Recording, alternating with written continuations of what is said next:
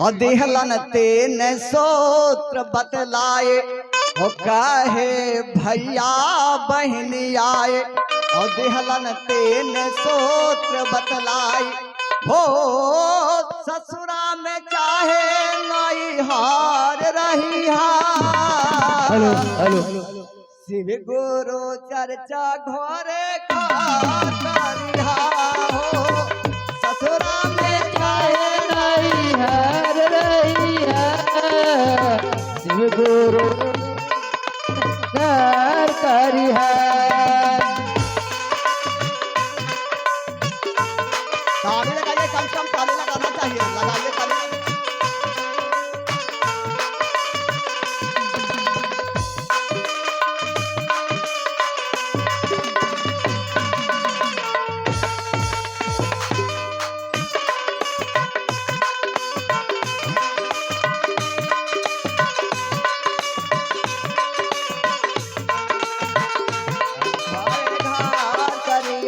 और क्या करना है घोषणा कराई करी तीनों सुतार हो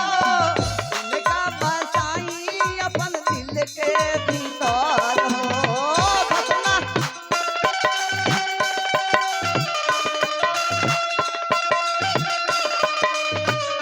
सुतार हो घोषणा कराई करी तीनों सुतार हो इनका बसाई अपन दिल के भीतर हो दया मांगी करी चर्चा एकरा में नहीं चर्चा दया मांगी करी चर्चा एकरा में नहीं चर्चा हो नमः शिवाय तीसर करिहा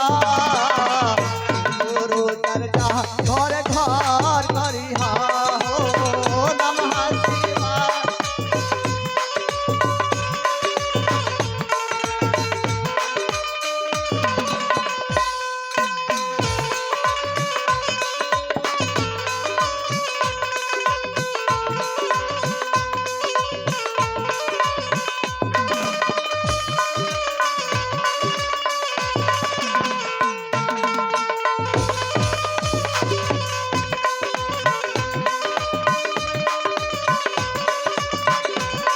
गुरु चर्चा घर घर करिहा काहे करत बानी तू मने मानी गुरुओं के गुरु रहे ओ घरदानी काहे गुरुओं के गुरु रहे ओ घरदानी हो देवता दानव भी बनवलन कितना मानव या पे नवलन देवता दानव भी बनवलन कितना मानव या पे नवलन हो सांझे सवेरे दोपहर करिहा शिव गुरु चर्चा घर घर करिहा हो सांझे सवेरे दोपहर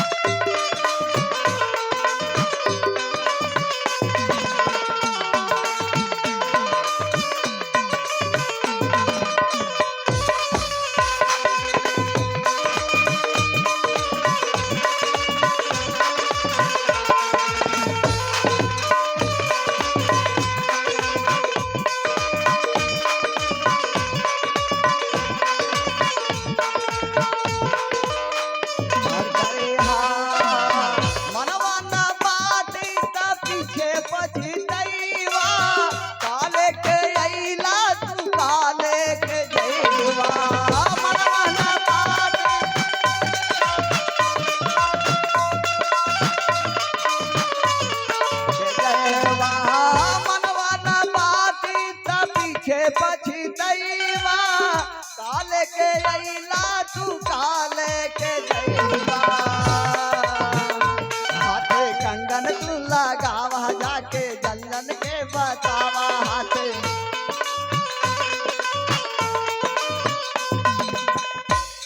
देखा दीदी अब चर्चा जो होई थे कितना दिन के बाद दीदी सोचला थे के हाथ चर्चा कर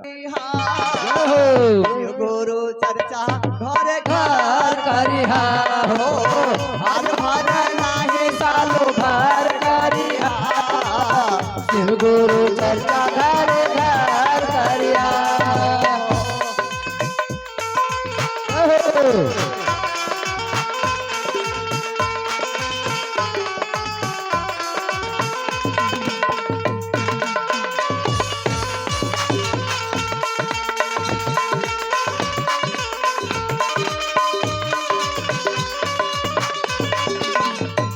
घरे घर करिहा